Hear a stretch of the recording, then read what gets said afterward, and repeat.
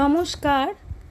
আলোর পথে এই আধ্যাত্মিক ও দিব্য জীবনের চর্চায় সকল ভক্তমণ্ডলীকে জানাই শ্রদ্ধা, অভিনন্দন ও শুভেচ্ছা।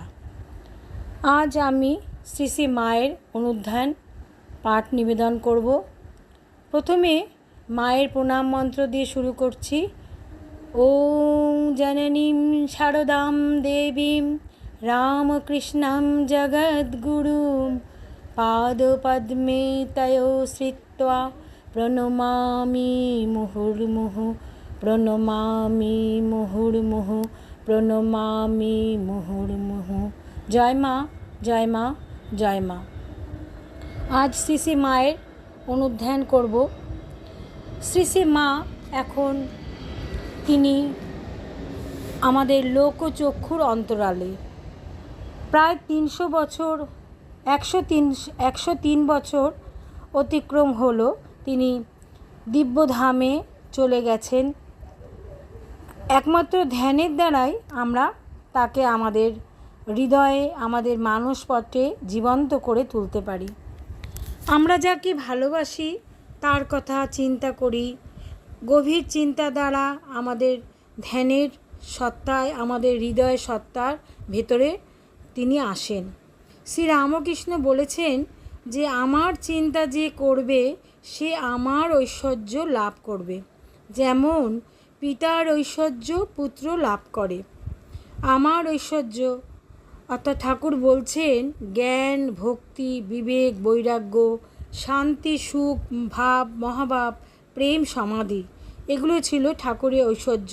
তাই ঠাকুর বলছেন যে আমার ঐশ্বর্য যে আমার যে সন্তান, যেমন পিতার ঐশ্বর্য পুত্র লাভ করে, তেমনি আমার সন্তানও আমার ঐশ্বর্য লাভ করবে। ছান্দোগ্য উপনিষদে সনত কুমার নারদকে ধ্যানের মহত্ব সম্বন্ধে উপদেশ দিয়েছিলেন। সেখানে বলছে, চিত্ত থেকে ধ্যান শ্রেষ্ঠ। পৃথিবী যেমন ধ্যানমগ্ন, অন্তরিক্ষ যেন ধ্যান নিরত, দুলক যেন ধ্যান স্থিমিত, জল যেন ধ্যান স্তব্ধ, পর্বতসমূহ যেন ধ্যান নিমগ্ন। তারা যে ধ্যান ফলের অংশভাগী হন, আর যারা প্রভু গুণে ভূষিত তারা ধ্যান ফলের অংশভাগী হন। ধ্যানকে তারা উপাসনা করে। সনত কুমার বড় সুন্দর কথা বলেছিলেন। ধ্যানাম উপাস্যস, ব্রহ্মবুদ্ধিতে ধ্যানের উপাসনা করো, তাহলে ধ্যানের যতদূর গতি তারও যথেচ্ছ গতি হবে। আমাদের মন বড় চঞ্চল। ধ্যান করতে বসলে মন বিভিন্ন স্থানে নানা বিষয়ে বহু ব্যক্তির মধ্যে দুরন্ত বেগে ছোটাছুটি করে। যোগশাস্ত্রে ও গীতায় চঞ্চল মনকে শান্ত করবার 2টি উপায় নির্দিষ্ট হয়েছে, অভ্যাস ও বৈরাগ্য। দীর্ঘকাল নিরন্তর মনকে এক বিষয়ে ধরে রাখা কঠিন ও সাধন সাপেক্ষ। আমরা সিনেমা দেখতে ভালোবাসি, কারণ সিনেমার চিত্রগুলি ক্রমাগত পরিবর্তিত হয়।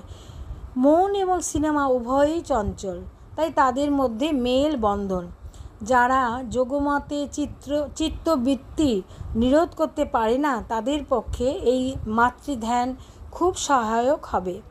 এই ধ্যানে একই বিষয়ের উপরে রূপ, গুণ, সেবা যুক্ত থাকে, যার ফলে চঞ্চল মন ঈশ্বর বা শ্রী শ্রী মায়ের রূপ, গুণ, লীলা, সেবা ক্রমাগত আস্বাদন করতে আমরা পারব। এই গ্রন্থে শ্রী শ্রী মায়ের ধ্যান ও চিত্রগুলি স্থান, কাল, পাত্র সমেত আমাদের মানসপটে উজ্জ্বলভাবে প্রকাশিত হবে। আমরা ঠাকুর এবং মায়ের যে গ্রন্থ মহারাজরা লেখেন, তারা রচনা করেন, তার থেকে আমরা সমৃদ্ধ হই এবং সেই মহারাজদের প্রতিও থাকে আমার সশ্রদ্ধ প্রণাম। তাদের এই গ্রন্থগুলি পাঠ করে আমরা সমৃদ্ধ হই, আমাদের মন পবিত্র হয়, তৃপ্ত হয়।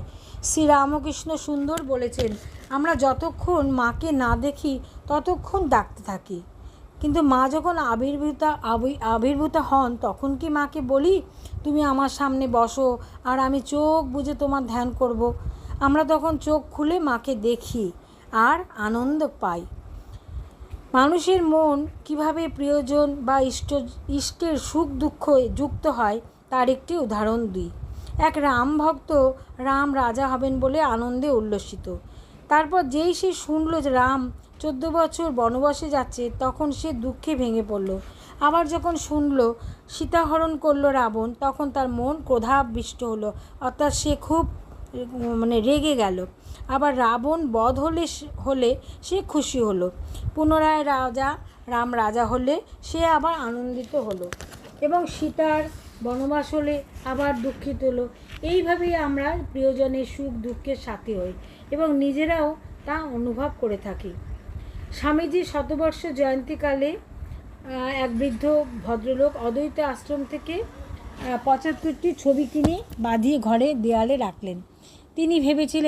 তিনি বলেছিলেন যে দেখুন, আমি বৃদ্ধ, আমি এখন ধ্যান জপে সেরকম বসতে পারি না। এই প্রত্যেকটি ছবির সামনে এসে আমি এক মিনিট করে দাঁড়াবো এবং স্বামীজির কথা চিন্তা করব, তাহলে আমার 75 মিনিট স্বামীজির ধ্যান হয়ে গেল। স্বামীজির সঙ্গে আমার নিজের মনকে যুক্ত করে আমি আনন্দ পাবো। এইটি তার মনের মধ্যে একটা এলো, তিনি তাই করলেন। এইভাবে আমরা যখন দেখব যে ঠাকুর বা মায়ের অনুধ্যান করব, সেই অনুধ্যানে আমরা দেখব যে মাকে আমরা যত বেশি বেশি করে নিজের অন্তরে হৃদয়ে আমরা মাকে অনুধ্যান করব, আমরা যেন মনে হবে মাকে আমরা প্রত্যক্ষ মায়ের সান্নিধ্য লাভ করছি। এখানে আমি আজ আমোদর এবং আমোদরের গঙ্গা যেখানে জয়রামবাটিতে, সেখানে আমরা অনুধ্যান করব। সেই আমোদর নদকে আমরা চিন্তা করব। জয়রামবাটিতে সেই আমোদর নদ, জয়রামবাটি গ্রামের উত্তর সীমান্ত দিয়ে আমোদরের ছোট জলধারা এঁকে বেঁকে বয়ে চলেছে। এটা আমরা অন্তর্চক্ষুতে সেটিকে আমরা অনুধ্যান করবার চেষ্টা করব। সারদার গঙ্গাবাই ছিল, সে মনে মনে আমোদরকে গঙ্গা বলেই জানত। সারদা মায়ের আত্মকথাতে আমরা জানতে পারি, তিনি বলছেন, নিজে মুখে বলছেন যে সারদা আত্মকথাতে আমরা জানতে পারি যে তিনি বলছেন, ভাইদের নিয়ে গঙ্গায় নাইতে যেতুম, আমাদের নদী ছিল যেন আমাদের গঙ্গা স্নান করে সেখানে বসে মুড়ি খেয়ে আবার ওদের নিয়ে বাড়ি আসতুম। আবার মা বলছেন, আমার বরাবরই একটু গঙ্গাবাই ছিল। এইভাবে আমরা আমাদের অন্তরে সেই জয়রামবাটিতে আমরা চলে যাব এবং সেখানে আমোদরের নদীর পাড়ে মা তার ভাইদের নিয়ে স্নান করছেন এবং স্নানের পরে তিনি তাদের গা হাত পা মুছিয়ে দিয়ে সেখানে বসে তিনি মুড়ি তাদের প্রত্যেকের জন্য তিনি তাদের মুড়ি খাইয়ে তবে তিনি বাড়ি আসতেন। এইভাবে আমরা একটু একটু করে মায়ের অনুধ্যান করব এবং এই অনুধ্যানের মাধ্যমে আমরা মায়ের সান্নিধ্য পাবো, তার আশীর্বাদ পাবো, তাকে আমরা দর্শন করব। এতে আমাদের মনে তৃপ্তি হবে, আমরা পবিত্র হব। আজকে মায়ের অনুধ্যান এই পর্যন্ত। সকলে ভালো থাকবেন, সকলকে ভালো রাখবেন। জয় মা, জয় মা, জয় মা।